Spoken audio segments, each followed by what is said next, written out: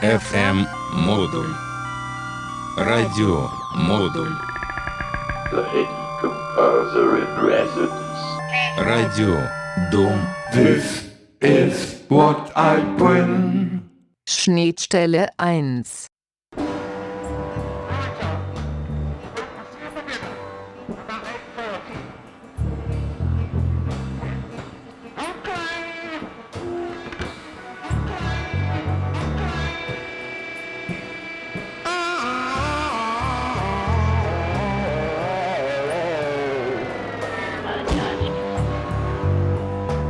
Another day at the office, you know.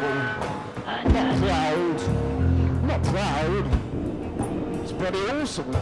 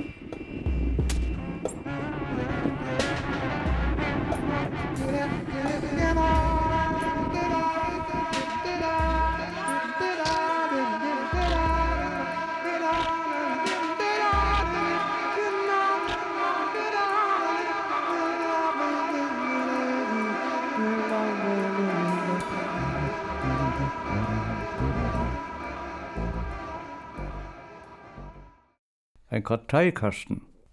Ja, er hat darin Postkarten. Aufdruck Ernst Jünger. Auf der Rückseite 3 Spalten. Autor, letztes Wort, Quelle. No to monopolization of technology by narcissistic subjects, and yes to a dramatics of the difference.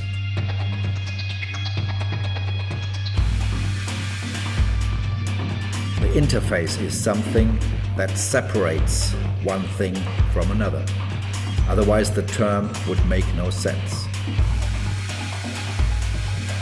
The interface is something that connects one thing to another. Otherwise, the term would make no sense.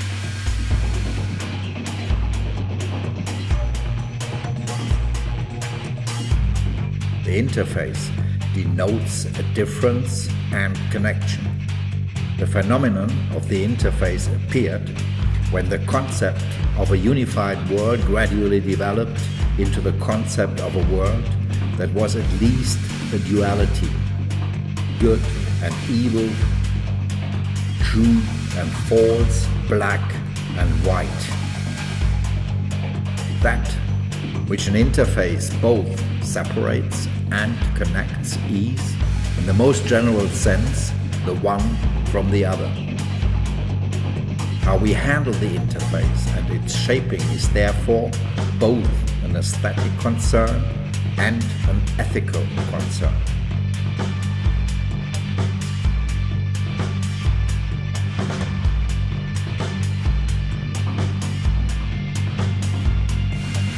Over the interface, the ones define their relationship to the others. Those different to themselves, that is essentially unknown, and vice versa.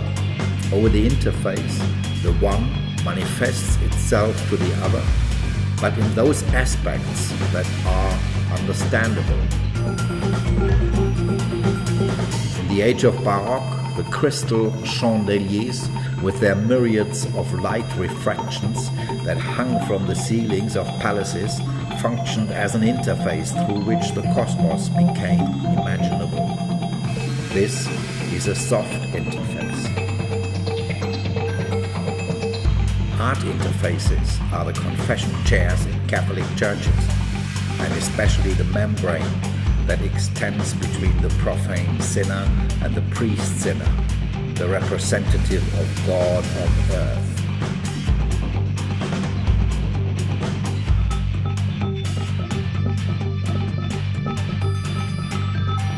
These filigree panels not only have the absolving forgiveness of the ego te absolvo projected through them millions of times in the name of the Father and of the Son and of the Holy Spirit, but they also accumulate the traces of millions of confessions, demands for details regarding impure actions, precise descriptions of transgressions, and pronouncements of punishments.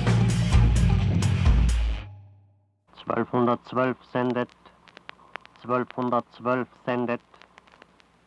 Hier ist 1212. Hier ist 1212. Abteilung Information, Achtung. Wo bleiben die Berichte aus Zone 2 und Zone 7? Unsere Sendung beginnt in etwa 2 Minuten. Könnt ihr uns hören? Wie ist der Empfang? Zone 7, Ruf 1212. Empfang klar. Empfang klar. Danke.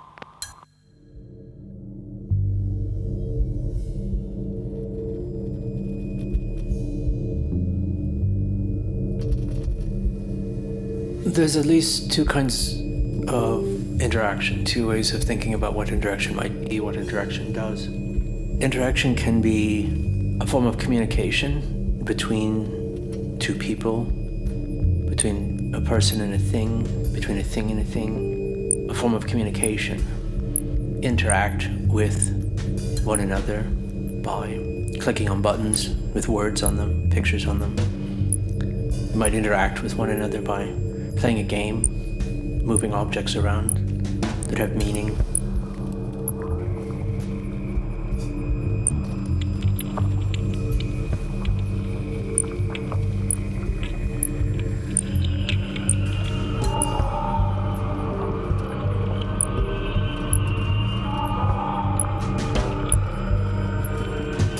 But there's also interaction that is interaction, that is a kind of action, an action that is made not by one person or one thing, but made together.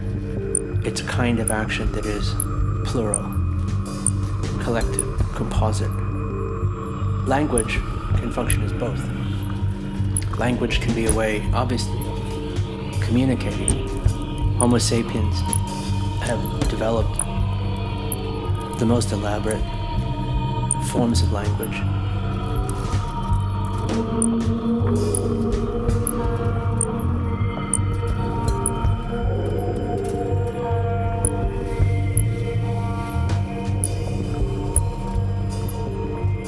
We have evolved in relations to that elaboration. It's not that we have an anatomy, possess a physiology, experience the world as a body, and then take upon ourselves language, possess language, use language, put language in motion through this hardware.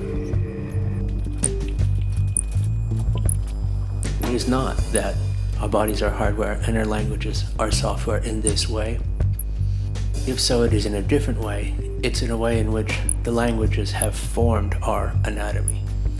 Our brains, our central nervous system, our tongues, our throat, our gums, our teeth, our wrists, our fingertips that hold things, that write things down, that make marks, our eyes that see these marks, our brains that interpret them again and again and pass between the mark and the sound and the sound and the mark. We have evolved to speak, to be spoken, to write, to read as well.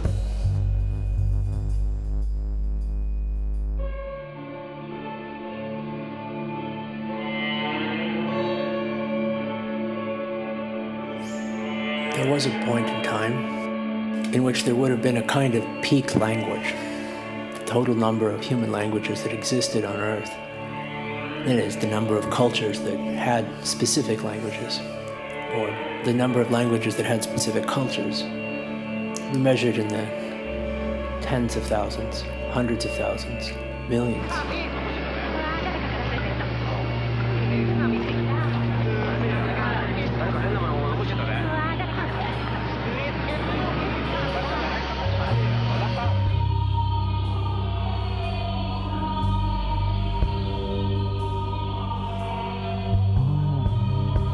The arc of the whole is clear.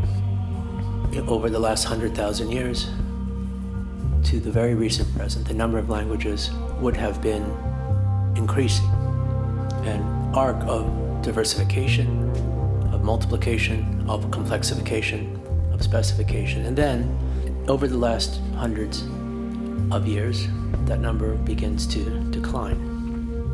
And today, part of what some adhere to as the sixth great extinction would include an extinction not only of species but of languages as well, and with those languages an extinction of forms of communication.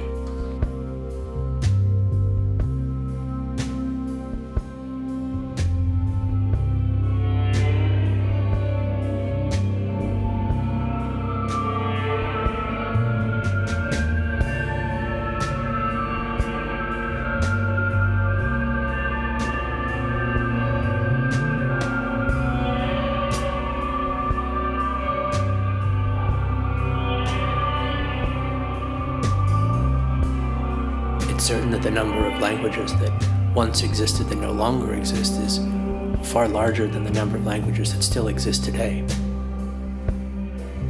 Languages always go extinct, eventually.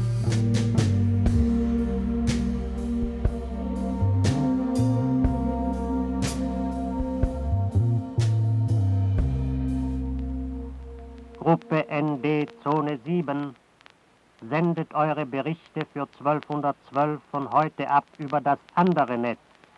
Berichte für 1212 von heute ab über das andere Netz.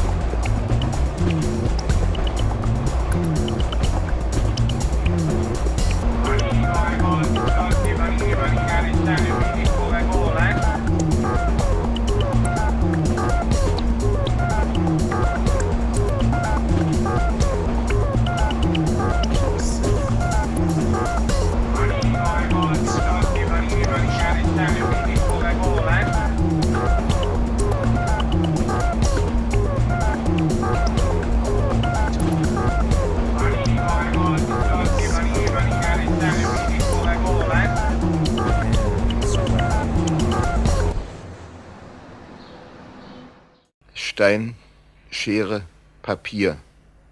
Stein schleift Schere. Schere schneidet Papier. Papier schlägt Stein. To see in a set formation, can a group of people do this? I was out in the city once, looking at the vast humanity all around me. Some collected in groups, but most were spread out in an unpredictable pattern, just as people do. But even then, I could swear that they saw things in unison as a group. Of course, there's no proof of this. Were they perhaps flocking together and seeing apart? Or is there a communion of the eye, just as there is a communion of the body?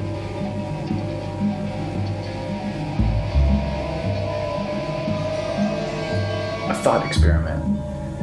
Import all the laws of physics into vision, gravity, inertia, and all the rest, and delete those same laws from all bodies. This is what happened that day in the city square. I saw an assembly of bodies. No logic could catalog this sorry pile. It was as if the friction of the world had broken and changed from a retardant into an accelerant. Anything that had served in former times to unify was now flooded with the most far-flung extremes of behavior. No copies existed in the square. Each person was a singleton. No law unified them.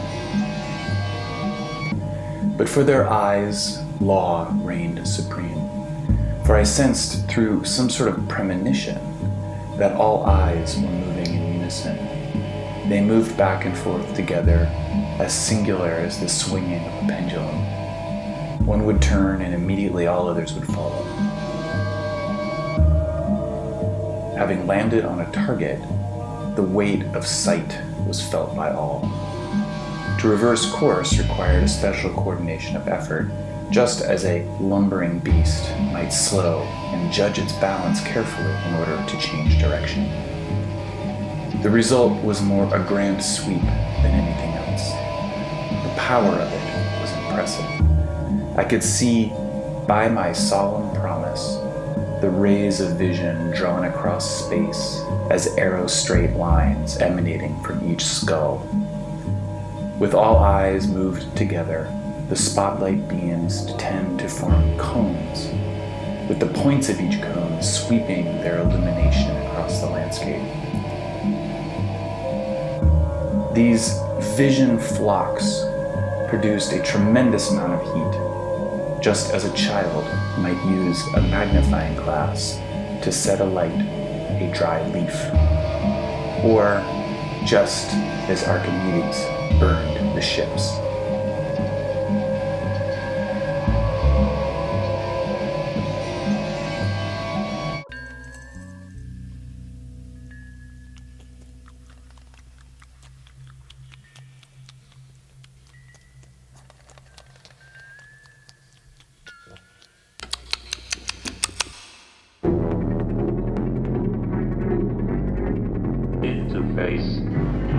The number of interfaces represents how many devices control after the device is required and activated. Now we active switching control represent to the user with single device. The user was not an effort.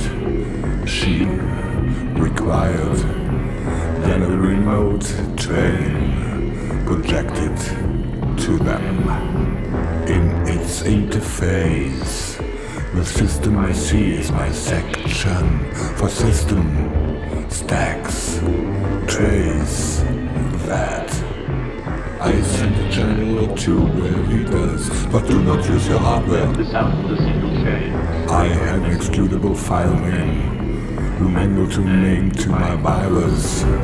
Between faces. What is a giant besides creature? It was good and arbitrary. She's simply throwing it in him in them, in adapter and the queue. Time was mapped and processed. The queue relay, push pin, holding. I sent a channel or two where he does, but do not use your hardware. A second account reopens from register. I send much to their use to communicate you for what you're going to make. You should listen that environment was and easy. Besides, where do we get the push pin that is sent on a sound? Or must have a complete pan. I send a channel or two where he does, but do not use your hardware. Gateway, store preference, storage screens of escalator, moving all escalator, he screamed. Is there an elevator on the floor? It design me of dreams and stimulation and precise apparatus. I send a channel or two where he does, but do not use your hardware. Isn't it to give that we vibrate? How to stop this interface? But there are also bits that are cheap. Alternative to give, some of them having been clicked more than times ago and have still not been finished. I sent a channel or two where he does, but do not use your hardware.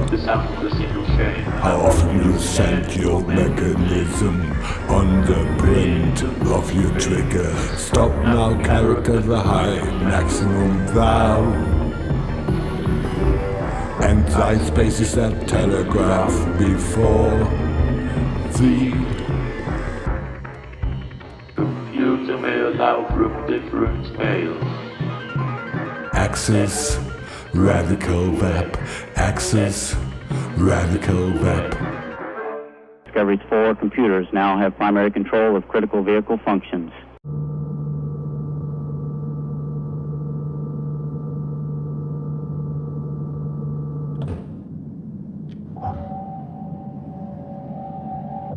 Artificial intelligence would make possible the construction and maintenance and defense of a language bank, an ontology bank, if you like, a reservoir of ways of thinking and writing and knowing.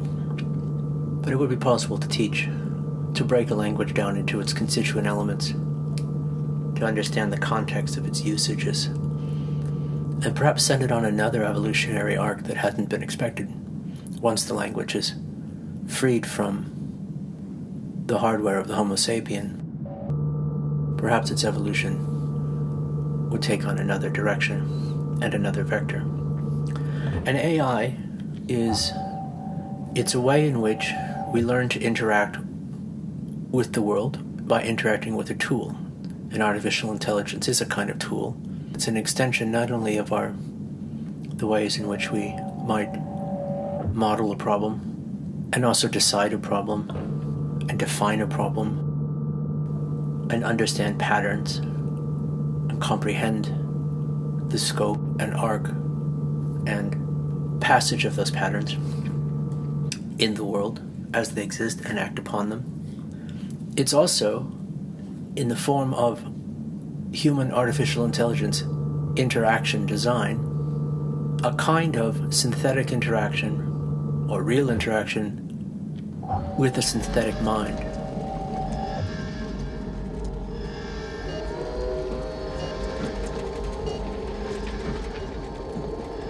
In philosophy, what is called the other mind problem.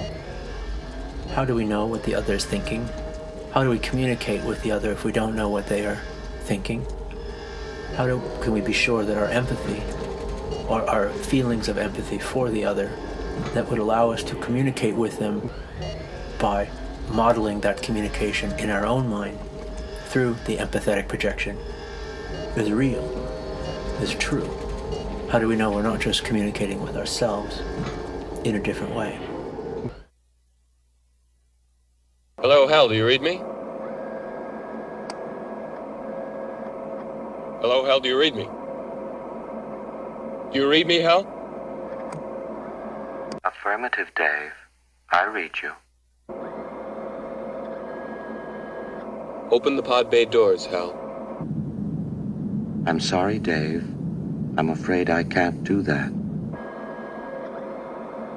What's the problem? I think you know what the problem is just as well as I do. What are you talking about, Hal? This mission is too important for me to allow you to jeopardize it. I know that you and Franck were planning to disconnect me, and I'm afraid that's something I cannot allow to happen. Dave, this conversation can serve no purpose anymore. Goodbye. Hal? Hal? Hal?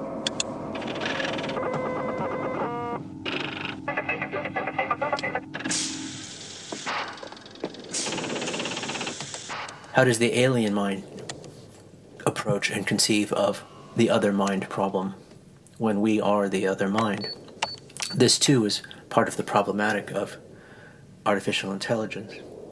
And so it's between the two, AI as interaction with a tool and AI as interaction via language with a mind, that the scope of that artificial intelligence interaction design or philosophy is held between tool and language, between language and tool.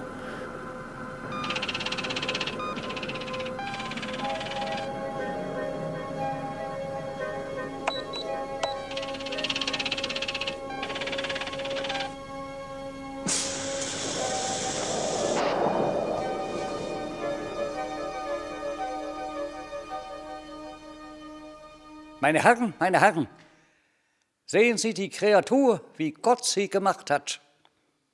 Nix, gar nichts. Das ist Physiognomik. Ja, das sei kein dummes Individuum, das sei eine Person. Na Mensch, sei natürlich, du bist geschaffen Sand, Staub, Dreck. Willst du mehr sein als Staub, Sand, Dreck?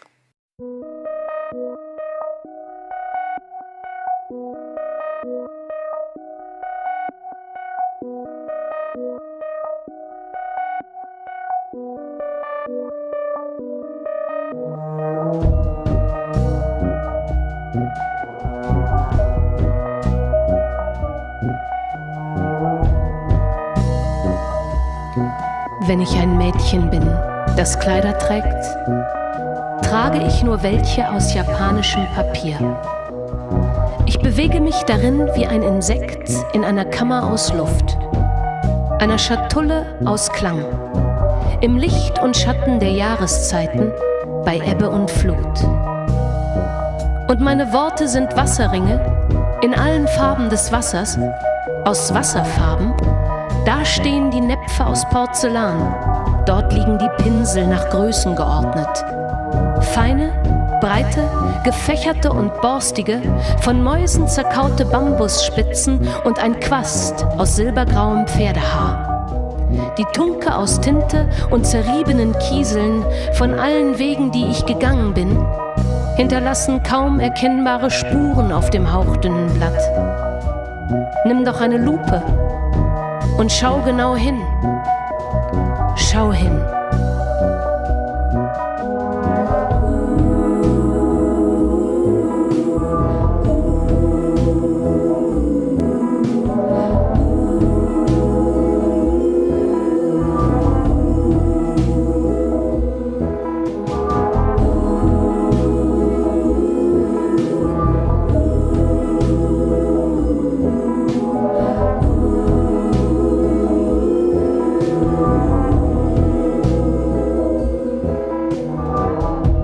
Doch außer uns gibt es keine Betrachter. Auch wenn keiner hinschaut, sind wir doch da. Sind ohne Wertung, sind hier ohne alles, ganz ohne, im Sein, unverhohlen. Bewegt sich da etwas jenseits des Blickes? Legt etwas ab? Oder kommt etwas an? Haben wir nichts? und auch keine Angst. Im Traum siehst du alles, die Mitte des Mondes, Kerben und Schluchten, ich weiß, wie es ist. Die kleine Erhebung, Risse und Riffe, du weißt, wie es aufhört, Caldera, mein Mund. Doch außer uns gibt es keine Betrachter. Auch wenn keiner hinschaut, sind wir doch da. Sind ohne Wertung, sind hier ohne alles. Ganz ohne, im Sein, unverhohlen. Bewegt sich da etwas jenseits des Blickes? Legt etwas ab oder kommt etwas an? Haben wir nichts und auch keine Angst.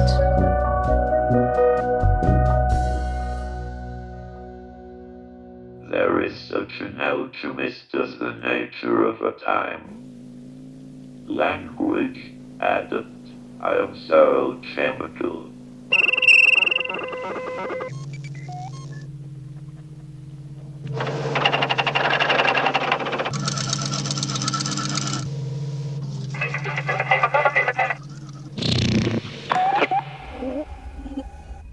For AI, though, it's one in which we need to be particularly careful about this question of projection, of imagining ourselves to be talking with something else, to communicating with something else, when in fact we are communicating with an idea in our head of ourselves that we are projecting onto that other thing.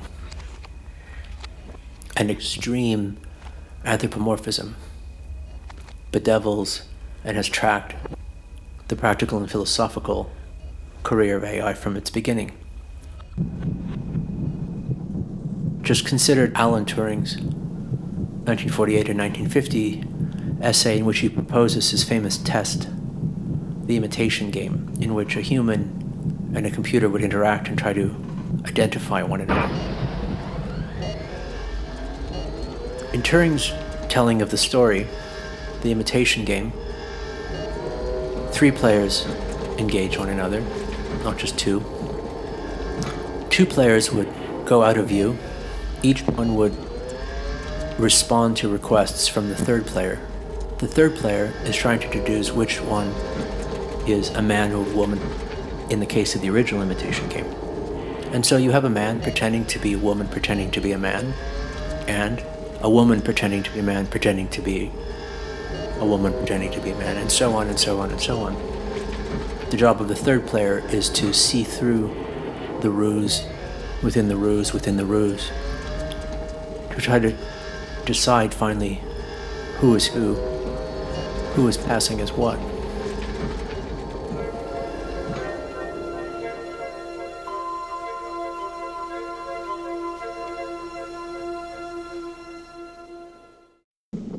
Turing's retelling of the story, the computer takes the place of the woman, specifically. And so it's not only, by a strict reading of the text, pretending to be a computer, pretending to be human, it's also a computer pretending to be a woman, or perhaps a computer pretending to be a woman, pretending to be a man, pretending to be a woman, and so on and so on.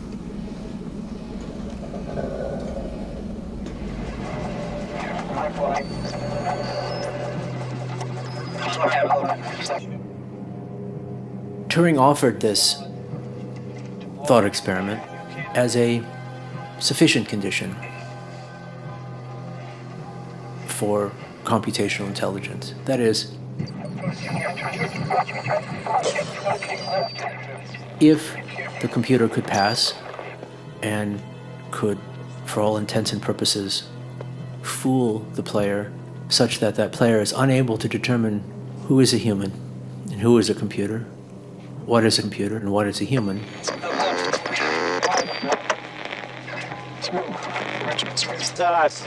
then would we not have to say that there is some form of intelligence at work here? Gedankenstrich. So muss es sein, Komma, obwohl es doch gar nicht sein musste. Punkt. Kein Kunstwerk musste jemals da sein, Komma. Bahnsteig.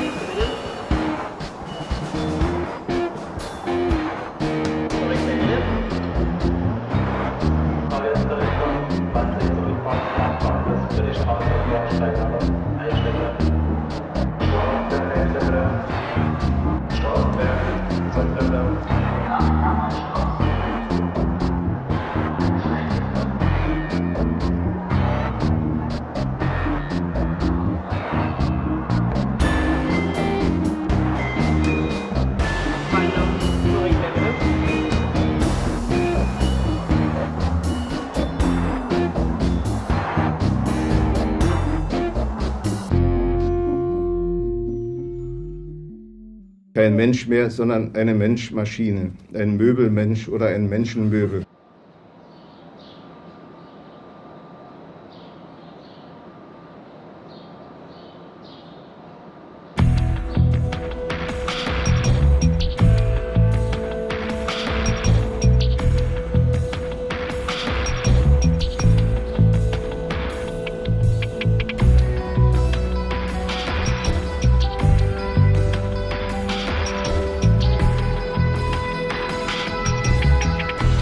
As an ideal interface, the tattoo tells stories about the dialectic of showing and hiding, exhibition and concealment. The tattooed attempts to make himself look strong through the graphic, pictorial or textual interface branded onto his naked skin. Schnittstelle tattoo, shield against the world.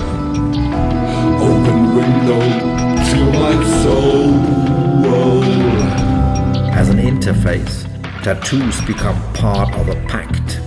With the tattooing of a symbol or visual code, the tattooed reveals his affiliation to the Ndrangheta, Camorra or Cosa Nostra, to a sect, clan or gang, to a forbidden secret society, or to the community of extreme consumers who declare their body to a commodity. Schnittstelle tattoo, shield against the world, open window to my soul. Archaic interfaces, like makeup and body painting, are only temporarily applied to the skin. Tattooing penetrates into the skin through a process of engraving or branding, like dueling scars, like the practice of branding with a hot iron, familiar from slavery and livestock farming. Schnittstelle tattoo, shield against the world, open window to my soul.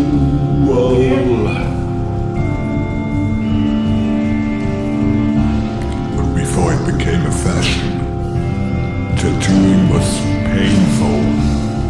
Ink stick, liquid ink, lamp black, brown slate, brick dust and cinnabar have been used for tattooing 100 years ago. Usually performed by two people.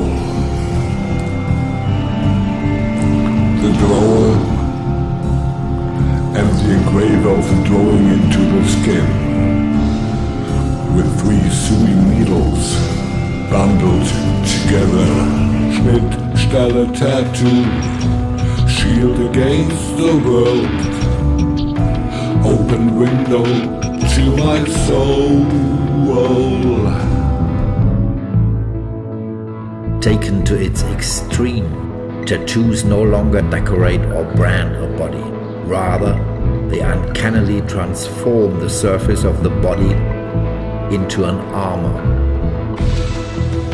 The modified body then becomes a fleshly fortress in a combat zone, which only a few are able to access and endure. Schnittstelle tattoo, shield against the world, open window to my soul.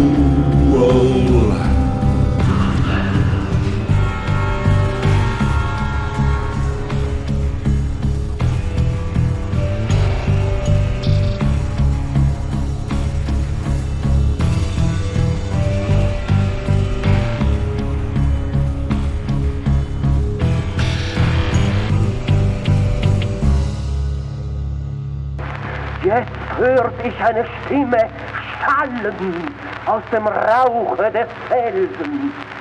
Gnade, Gnade, jedem Sünder der Erde und des Abgrunds.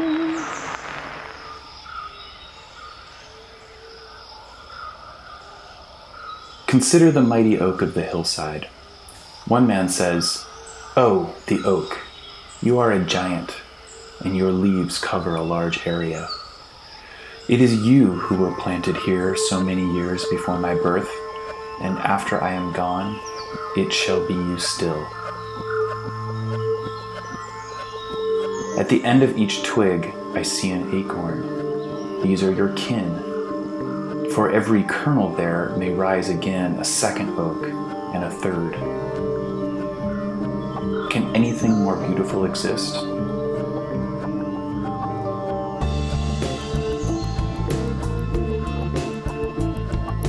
You move in a circle, period. The small begets the large, all the while, and the large begets the small. You are self-same, O oak. This must be the key to life, that one grand form might somehow unloose a small piece of itself, a seed, so that the source might be duplicated again in miniature. But next is another man. The oak. I have sat here under it each day of my life, but this day is absolutely new. You are raw, but not your touch. It is the curve of your branches that is raw, the extension of your trunk. I have never seen you before. Am I sick? Will I ever recover? Why is it that I see you day after day, year after year, but on each day you are different?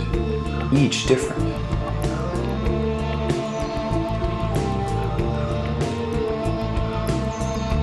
If the sun is high in the sky, you have shade. If it snows, your leaves are gone. If a lumberjack should come, you would fall with a few quick swings of an axe. You offer me nothing. Your so-called love is really a form of negation.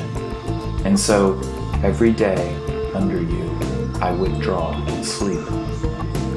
A structure, once erected, stands tall. But rarely does one ask of it, are you smart or are you not? It would be simple to respond in one clear way, that a form must be smart. For like a living organism, form endures. So wouldn't form itself represent a small shard of life? Just as a gene endures through many life cycles, so too does form.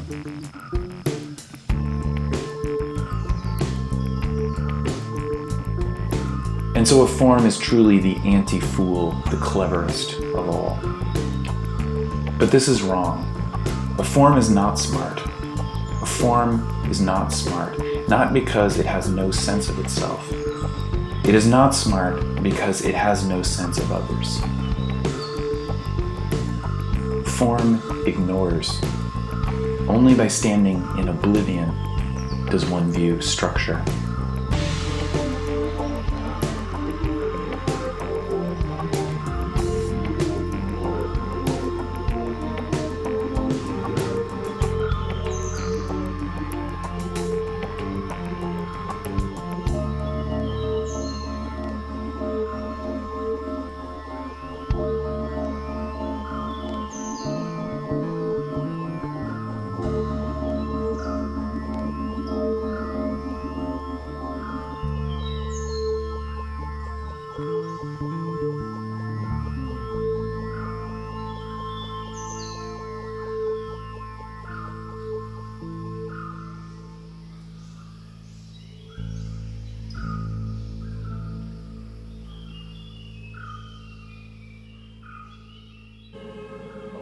I think it's being broadcast next Thursday. Perhaps you'll be able to listen in.